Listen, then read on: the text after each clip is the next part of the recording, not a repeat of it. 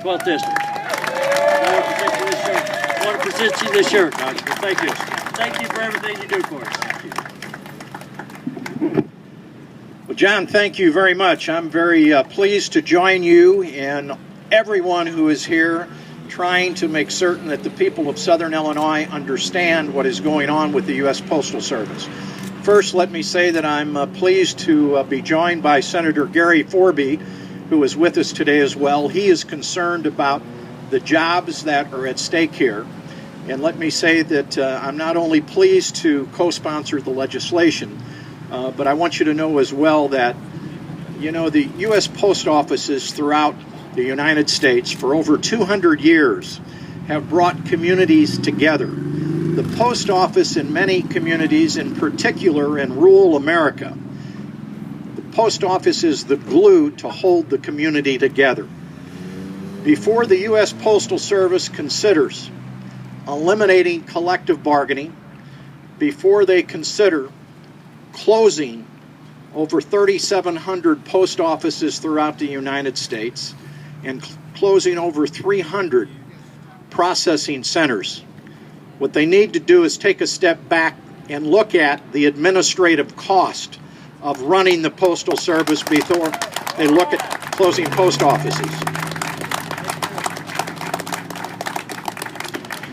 I've asked the oversight committees in the U.S. House of Representatives to take a look at the statements and the figures that the Postal Service has stated that they can save by closing the post offices and the processing centers.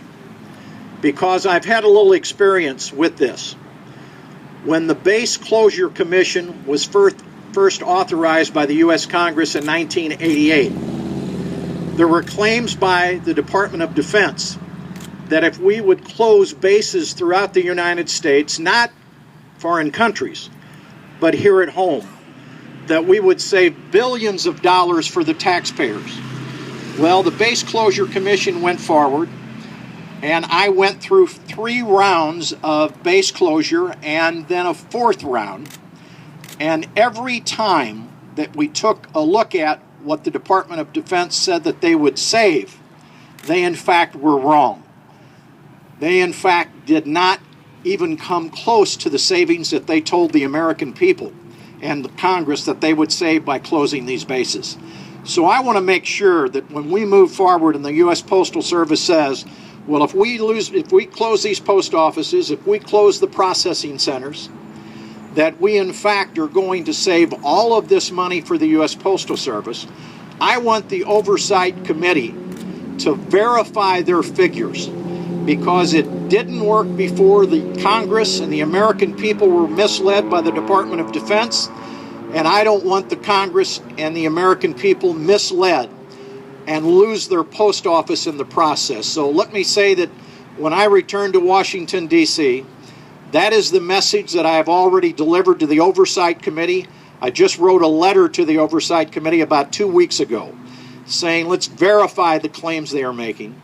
And I also want to see, as I said, when they in fact are talking about taking the glue and the fabric out of our communities by closing post offices and postal processing centers, I want to make sure that they start at the top with the administration and not at the bottom. Not at the bottom with the letter carriers who in fact do the work every day and in fact deliver the mail on time 6 days a week, not 5, but 6 days a week, and we continue to deliver it 6 days a week. So John, thank you, and thank all of you for being here.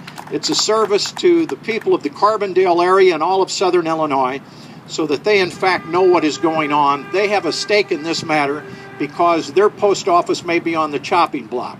So I appreciate you bringing this information to the people of Southern Illinois, and I look forward to working with all of you as we go through this battle. Thank you. Thank you, Congressman. This is all the unions are here today. The Rural Route Unions, the APW, and we appreciate you coming. And this is a thank you for supporting HR 1351, and go get them.